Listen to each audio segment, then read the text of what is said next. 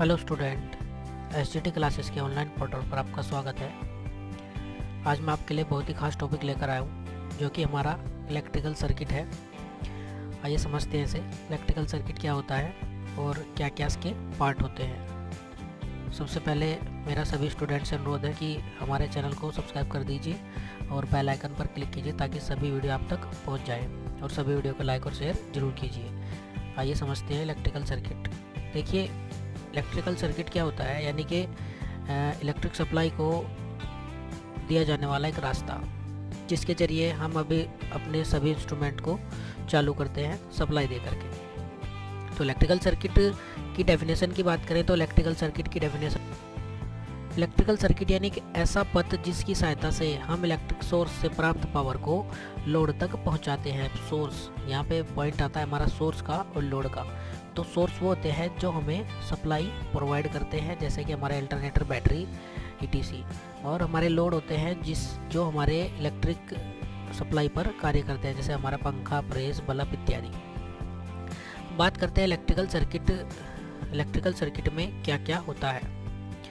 तो हम बात करते हैं पार्ट ऑफ इलेक्ट्रिकल सर्किट की। इलेक्ट्रिकल सर्किट में 5 मुख्यतः पार्ट होते हैं: सोर्स, मीडियम, प्रोटेक्शन, कंट्रोल और लोड। सोर्स को हिंदी में स्रोत कहा जाता है, मीडियम को माध्यम कहा जाएगा, प्रोटेक्शन आप सभी जानते हैं, प्रोटेक्शन को क्या सुरक्षा कहा जाता है, कंट्रोल को नियंत्रण कहा जाता है और लोड को कहा जाता है भार। तो एक एक करके इनको समझते हैं। सबसे पहले मैं आपको एक सर्किट डिजाइन करके दिखाऊंगा कि कहाँ पे हमारा सोर्स है, कहाँ पे हमारी सब चीज़ लगी होती है। तो सबसे पहले हम बात करते हैं कि सोर्स की। सोर्स हमारी कोई भी बैटरी हो सकती है। तो ये हो गया हमारा सोर्स। अब सोर्स से जो वायर्स हमारी निकलेंगी ये हमारे मीडियम का कार्य करेंगी, यानी ये हो गया हमारा मीडियम। अभी आपको आगे और भी अच्छे तरीके से समझ आ जाएगा। अब यहाँ पे हम क्या करते हैं कि एक हम प्रोटेक्शन डिवाइस लगा देते हैं, जो कि हमारा फ्यूज कुछ भी हो सकता है। तो ये हमने लगा दिया यहाँ पे प्रोटेक्शन डिवाइस, यानी कि फ्यूज।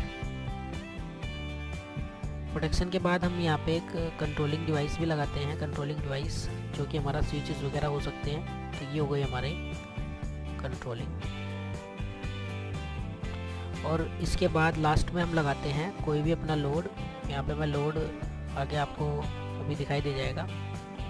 तो मैं यहाँ पे एक लोड का फिगर बना रहा हूँ। तो ये हो गया हमारा लोड। तो इस तरह से ये हमारा एक कंप्लीट सर्किट डिज़ाइन हो जाता है। तो अभी इसके जो पार्ट हैं और उनके क्या क्या प्रकार हैं उनको समझते हैं। तो सबसे पहले हमारा होता है सोर्स यानी कि electric energy source. Electric energy source में हमारे alternator, battery, cell, solar panel, ETC ये सब आते हैं। तो ये सब हमें सप्लाई प्रोवाइड करते हैं। तो ये सब हमारे इलेक्ट्रिक सोर्स के प्रकार हैं। इससे अगला हमारा मीडियम में हमारी वायर्स आ जाती हैं। आप सभी ने देखा होगा कि वायर को जो है एक स्थान से दूसरे स्थान तक सप्लाई ले जाने में प्रयोग में लाया जाता है। वायर के बाद हमारा होता है प्रोटेक्शन हम किस किस चीज़ से करते हैं। हमारे पास मोस्टली 3 प्रकार के प्रोटेक्शन डिवाइस होती हैं: फ्यूज, एमसीबी और सर्किट ब्रेकर। फ्यूज आपने देखा होगा, फ्यूज अलग अलग तरह के मार्केट में होते हैं। फ्यूज का एक वीडियो भी आपको मिल जाएगा। एमसीबी हमारी आजकल फ्यूज के स्थान पर एमसीबी इस्तेमाल हो रही है, जो कि थर्मल इफेक्ट पर कार्य करती है। और हमारा सर्किट ब्रेकर बड़ी बड़ी लाइनों में हमारा सर्किट ब्रेकर प्रोटेक्शन का कार्य करता है। इसके बाद हम बात करेंगे कंट्रोल की। कंट्रोल यानी कि जिसकी सहायता से हम अपने सर्किट को ऑन और ऑफ कर सकें। तो स्विच में हमारा इस तरह के हमारे डीसी स्विच आ जाते हैं। ये हमारा एसी स्विच है और ये हमारे होते हैं आइसोलेटर्स। तो इस तरह से हमारे कंट्रोल में ये डिवाइस आ जाती हैं। लोड, अब लोड की बात करें, इलेक्ट्रिकल सर्किट में हमारे मोस्टली 3 प्रकार के लोड होते हैं: रजिस्टिव, कैपेसिटिव, इंडक्टिव। रजिस्टिव को प्रतिरोधी कहा जाता है, कैपेसिटिव को धारिता लोड कहा जाएगा और इंडक्टिव को हमारा प्रेरक लोड कहा जाएगा। तो ये आपका कैपेसिटर दिखाई दे रहा है, ये फैन हमारा इंडक्टिव लोड में आ जाएंगे सब। ये बल्ब हमारे रजिस्टिव लोड में आ जाते हैं। प्रेस भी हमारे रजिस्टिव लोड में आती है, ये हमारा इंडक्टिव लोड में आता है। और कैपेसिटिव लोड में हमारा कैपेसिटर आ जाता है। तो इस तरह से हमारे लोड कंप्लीट हो जाते हैं, यानी कि हमारे 5 पार्ट हमने देख लिए हमारे सर्किट के: सोर्स, मीडियम, लोड, कंट्रोल और प्रोटेक्शन। इन सब से इन सब के आधार पर हमारा जो है इलेक्ट्रिकल सर्किट तैयार किया जाता है। अब इलेक्ट्रिकल सर्किट के पार्ट देखते हैं। टाइप ऑफ इलेक्ट्रिकल सर्किट कितने प्रकार के होते हैं। इलेक्ट्रिकल सर्किट हमारी इलेक्ट्रिसिटी में 3 तरह के होते हैं, open circuit, close circuit, short circuit. इनसे क्वेश्चन हर एग्जाम में 1 या 2 क्वेश्चन जरूर आ जाते हैं, तो इनको समझते हैं क्या होता है। सबसे पहला हमारा ओपन सर्किट। ओपन सर्किट कब होता है? जब हमारे सर्किट को कहीं से तोड़ दिया जाए, यानी ब्रेक कर दिया जाए, या कहा जाए तो कंट्रोल सर्किट में कंट्रोल स्विचेस को ऑफ रखें, तो इस तरह से हमारा ओपन सर्किट बन जाता है। अब ओपन सर्किट की मेन कंडीशन क्या होती है? ओपन सर्किट का रेजिस्टेंस कितना होता है? ओपन सर्किट का रेजिस्टेंस होता है इन्फिनिटी, यानी इसके अंदर जो धारा होगी हमारी, करंट होती है, वो हमारी होती है 0। तो आपको ये समझ आया कि यहाँ पे ओपन सर्किट का रेजिस्टेंस होता है इन्फिनिटी और करंट होती है हमारी 0, यानी कोई भी करंट फ्लो नहीं होगी ओपन सर्किट में। तो ओपन सर्किट की मेन कंडीशन यही होती है। उसके बाद हम बात करते हैं क्लोज सर्किट की। क्लोज सर्किट वो होता है जिससे करंट का फ्लो आसानी से हो जाता है, यानी ये एक कंप्लीट सर्किट कहलाता है। कंप्लीट सर्किट में सोर्स से निकली सप्लाई को लोड तक पहुंचना जरूरी है। तो अगर इसके रेजिस्टेंस की बात करें तो इसका रेजिस्टेंस निर्भर करता है हमारा लोड पर, यानी बल्ब का रेजिस्टेंस जितना होगा वही हमारा सर्किट का रेजिस्टेंस कहलाएगा, और इसकी धारा भी हमारी लोड पर ही निर्भर करती है। तो आपको समझ आया कि क्लोज सर्किट का जो रेजिस्टेंस होता है वो लोड पर ही निर्भर करता है, धारा भी लोड पर निर्भर करती है।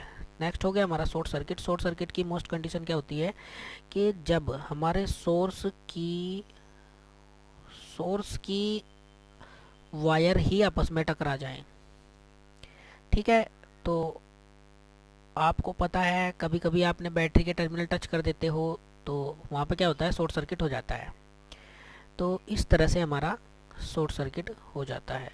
अब शॉर्ट सर्किट की मेन कंडीशन क्या होती है वो समझते हैं। अब शॉर्ट सर्किट का जो इंटरनल रेजिस्टेंस होता है, यानी कि आर होता है, वो हो जाता है हमारा 0। तब वहाँ पे करंट हो जाती है हमारी इन्फिनिटी, यानी ये सर्किट हमारे लिए खतरनाक है। तो आपको शॉर्ट सर्किट समझ आ गया होगा। इसमें हमारी धारा इन्फिनिटी हो जाती है और इसका धारा इन्फिनिटी होने के कारण ये सर्किट हमारा स्पार्क करता है और जला देता है। आग लगने का खतरा भी शॉर्ट सर्किट की वजह से होता है। तो शॉर्ट सर्किट ना हो इसलिए हम इलेक्ट्रिसिटी में अपने प्रोटेक्शन का इस्तेमाल करते हैं, कंट्रोल का इस्तेमाल करते हैं, ताकि शॉर्ट सर्किट होने से बचा जा सके। तो आपको ये वीडियो कैसा लगा कमेंट्स में ज़रूर लिखिएगा। वीडियो देखने के लिए धन्यवाद।